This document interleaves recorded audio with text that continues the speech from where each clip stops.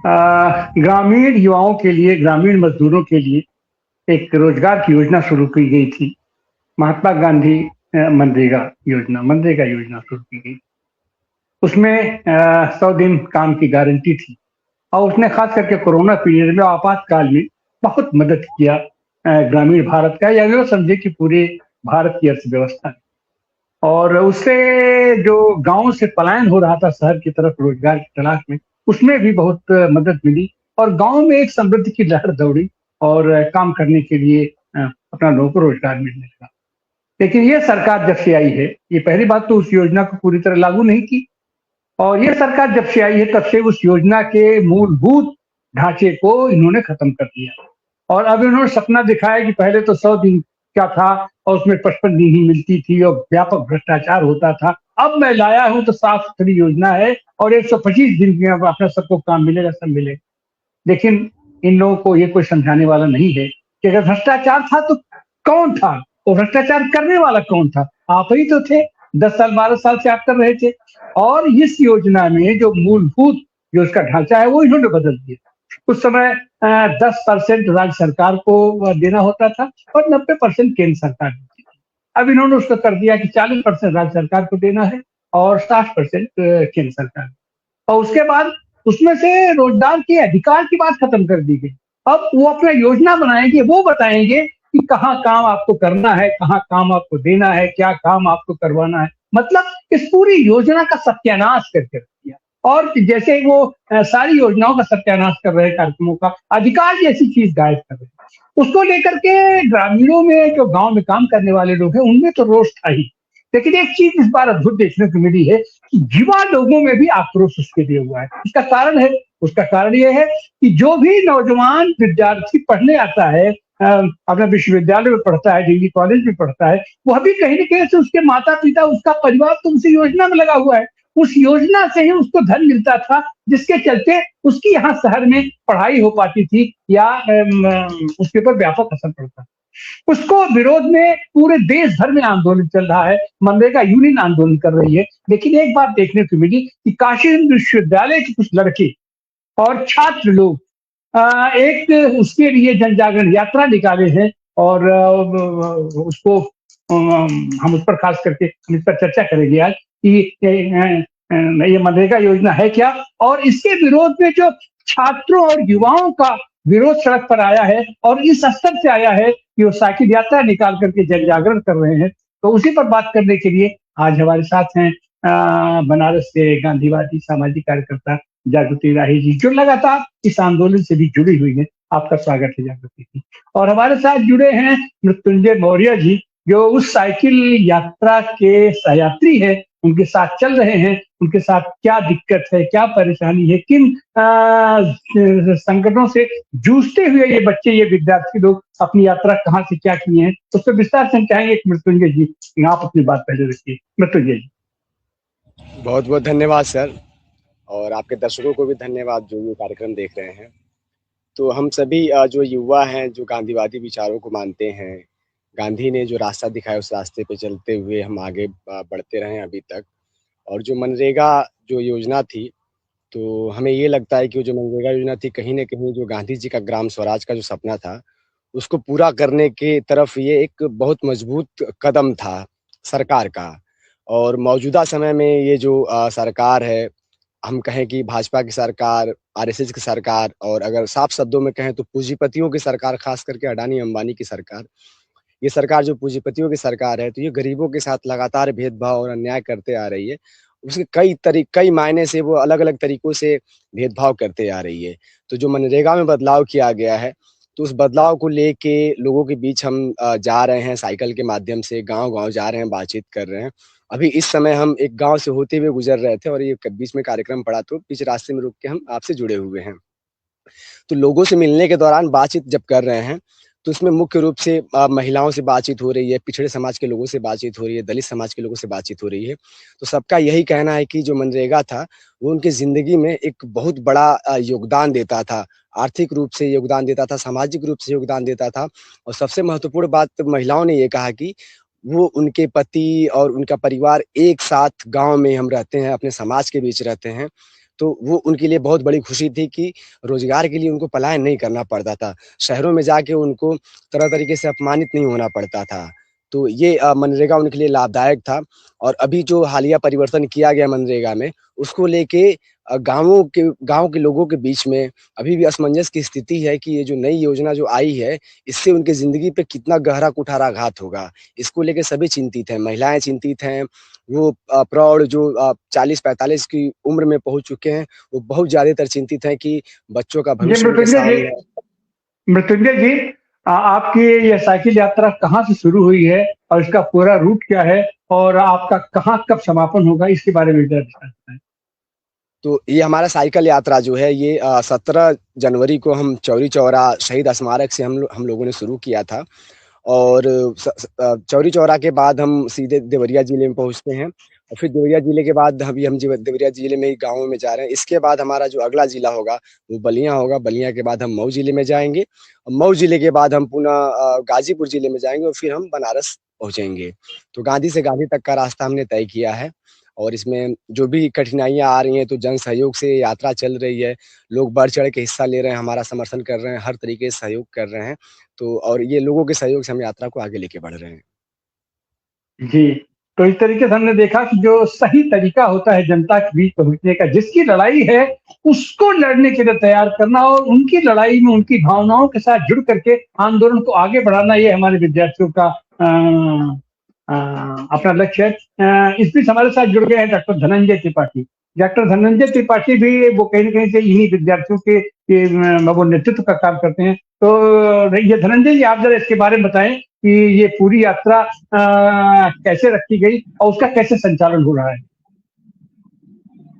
जी शुक्रिया सर जी। सभी पैनल उपस्थित सभी साथियों को नमस्ते और दर्शक जो देख पा रहे हों इस बात को, उनसे एक आह्वान भी कि इस दौर में एक ऐसी यात्रा शुरू हुई है जो कहीं न कहीं मैसेज दे रही है और मैसेज देने के साथ-साथ जोड़ने की कोशिश कर रही है। एक ऐसे बुनियादी सवाल पर जो सवाल इस समय बेहद उपेक्षित पिछले दिनों से पड़ा हुआ है, जिसको हम उपेक्षित इस वजह से भी कि सरकार और सत्ता में जो सोच बैठी हुई है, उस सोच की वजह से उपेक्षित पड़ा हुआ है। अन्यथा मज़दूर का, किसान का कोई ऐसा वो उपेक्षित नहीं है। वो श्रम करने वाले लोग हैं, वो हाथ से अपने कारीगरी वाले लोग हैं, काम करके खाने वाले लोग हैं। ये उपेक्षित लोग नहीं हैं। लेकिन हमारा पिछले दिनों जो समाज जो जिस तरह से तैयार हो रहा है, जो खासकर ये जो मिडिल क्लास, जो अर्बन एक शहरी जो जनसंख्या है, वो ऐसे मुद्दों को, ऐसे लोगों को समझ रही है कि जैसे ये दया के पात्र हों। चाहे वो गिग वर्कर हों, चाहे वो ठेला पटरी कर के लोग हों, चाहे वो किसान जब शहर में आ रहा हो, अपनी माँग को उठाने के लिए लखनऊ, दिल्ली जब वो आ रहा हो, चाहे वो मज़दूर जो आ रहे हैं, चाहे वो यूनियन के लोग हों, जो हड़ताल कर रहे हैं, अपनी माँगों को उठा रहे हैं प्राइवेटाइज़ेशन के खिलाफ और तमाम ऐसे जगहों पर। इस पूरे वर्ग को ये जो एक तरह का गोदी मीडिया जो है, वो हमारे इंस्टीट्यूशन, जो हमारा इंस्टीट्यूशन पूरी तरह फेल हुआ है और हमारी ये जो सत्ता है, जो कॉर्पोरेट परस्त सत्ता है, जिसको मृत्युंजय कोट भी कर रहे थे कि एक तरफ हमने देखा कि भाजपा की सरकार, भाजपा चुनकर आई है, फिर हमको पता चला कि नहीं, भाजपा नहीं, आरएसएस आई है। फिर हमने समझ बनाई कि नहीं, चलो अब आरएसएस सरकार चला रही है।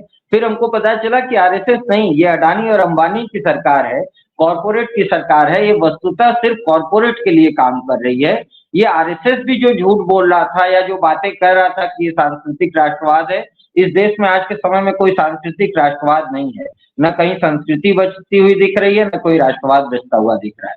तो ये जो मुनाफाखोरों की सरकार है, ऐसी सरकारों में जब कृषि कानून आता है, जब लेबर लॉज में तमाम अमेंडमेंट्स आते हैं और मजदूरों को शोषण करने के नियम बनाए जाते हैं संगठित क्षेत्र में, ठीक उसी समय असंगठित क्षेत्र में जो सबसे बड़ा हमारा एक बीमारी की दवा थी, एक समय में कोविड के समय में मजदूरों के पास एक ऐसी दवा थी जो हील कर रही थी उनको, उस पर एक हमला करके इस सरकार ने जो अपना चरम जो अपना दिखाया है कि हम कैसे अपने एक्सट्रीम पर गलत कर सकते हैं, बुनियादी नुकसान पहुंचा सकते हैं, उसके खिलाफ ये जो अपने छात्र व नौजवान लोग साइकिल यात्रा निकाले हैं, वो बहुत कीमती है।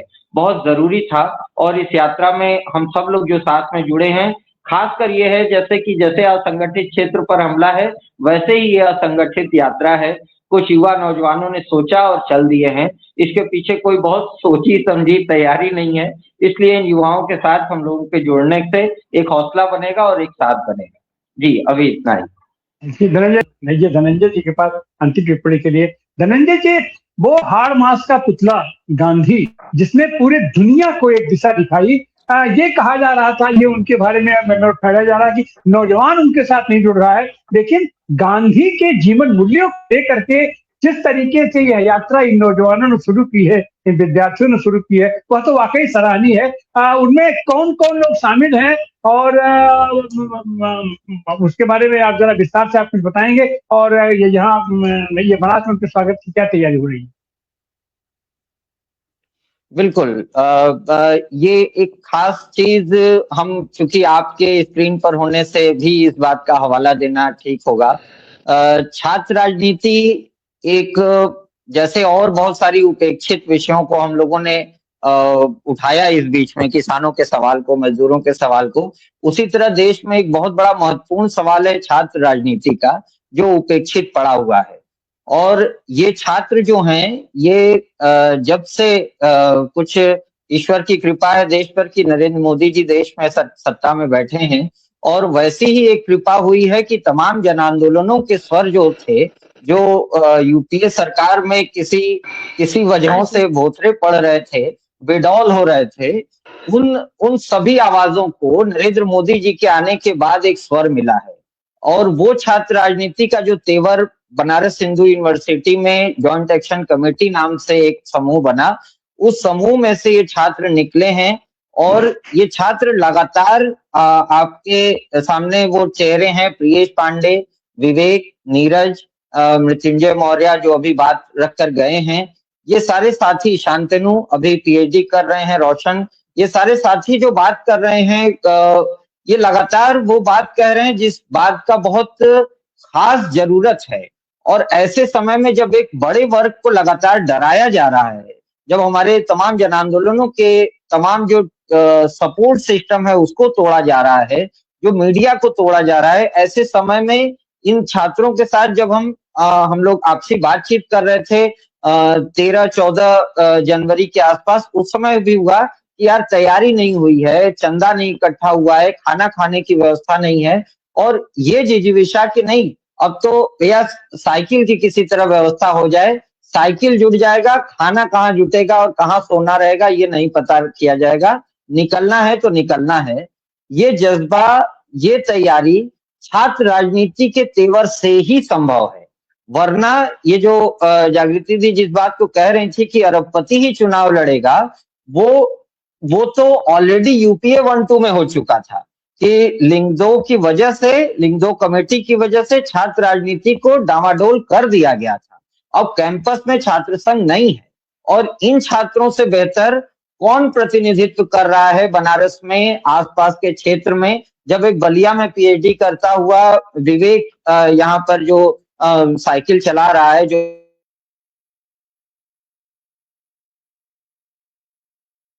जी जी, आपका नेटवर्क वगैरह चला गया है। उसके बाद ये साइकिल यात्रा के लिए निकलना, जिसको सुरेश भाई कह रहे हैं, आवाज आ रही है हमारी? हाँ, जी जी जी, आ रही है जी। तो ऐसे समय में हम बहुत उम्मीद से देखना चाह रहे हैं इन सभी युवाओं को, जिनके चेहरे हम एनआरसी सीए आंदोलन में भी देख रहे थे, जिनके चेहरे हम किसान आंदोलन में भी देख रहे थे, जिनके चेहरे हम जब भी गांधीयन लोकतांत्रिक मूल्यों पर पिछले 10 साल में जब हमले हुए हैं, तब इन छात्रों को हम अपने सामने देख रहे हैं कि ये किसी तरह के सपोर्ट सिस्टम के बिना, किसी तरह के राजनीतिक एफिलिएशन के बिना, विचारधारा है क्योंकि समाजवादी, तो तमाम गैर आरएसएस, गैर बीजेपी दलों से संपर्क रखना, उनसे जुड़ना एक राजनीतिक तेवर है, एक राजनीतिक लाइन है कि हम इस समय में तमाम उन राजनीतिक धाराओं से जुड़ेंगे और उनसे बातचीत करेंगे, संपर्क करेंगे। लेकिन उसके साथ ही ये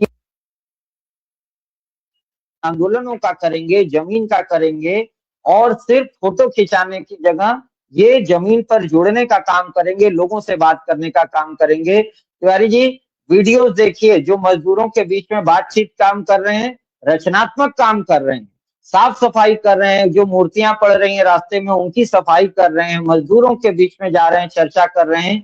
ये इमरजेंसी के समय में, हिंदी आंदोलन के समय में लोगों के जो चेहरे दिखते थे, वैसे चेहरे इस समय उदारीकरण का जब पूरा अटैक हुआ पड़ा है, जब चारों तरफ ग्लोबलाइजेशन का जो दौर चला है, जिसमें सभी लोग इस समय इस एज के युवा बीएचयू में पिज्जा मंगवा के आधा घंटा बीत जाता है, उसको फ्री में खाते हैं।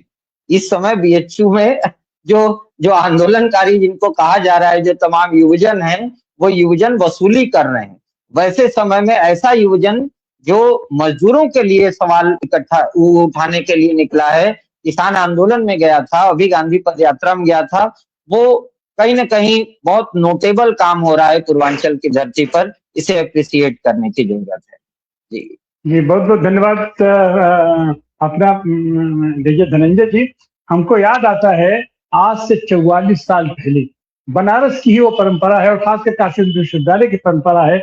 आज से 44 साल पहले 19 जनवरी 1982 को राष्ट्रीय काल दिया था मजदूरों ने, किसानों ने मिलकर के राष्ट्रीय काल दिया था, और उसमें काशी हिंदू विश्वविद्यालय के विद्यार्थियों ने बढ़ चढ़ के हिस्सा लिया। और बनारस में उन्होंने बताया कि नहीं, बनारस का विद्यार्थी, काशी हिंदू विश्वविद्यालय का विद्यार्थी देश भर के मजदूरों के साथ जुटा है, किसानों के साथ जुटा है। वही तेवर आज हमको दिखाई पड़ रहा है अपने साथियों के साथ जो अपनी साइकिल लेकर के निकले हैं और अपने जन जागरण करते हुए, तमाम रचनात्मक आंदोलन करते हुए, और गांधी को और गांधी की जीवन मूल्यों को साक्षात धरती पर उतार रहे हैं, आंदोलनों पर उतार रहे हैं, सड़कों पर उतार रहे हैं, खेत खलिहानों में उतार रहे हैं, पगडंडियों पर उतार रहे हैं। ऐसे विद्यार्थी, ऐसे छात्र साथी अपना बधाई के पात्र हैं और हम उनको सलाम करते हैं। और जनता से भी, लोगों से हम अपील करते हैं कि ऐसे छात्रों के हौसले को बुलंद करने के लिए उनको अपनी शुभकामनाएं दें, उनको अपना सहयोग प्रदान करें। आप सारे साथी आए और आने वाले दिनों में हम इस पर फिर अपना कार्यक्रम करेंगे। आप सारे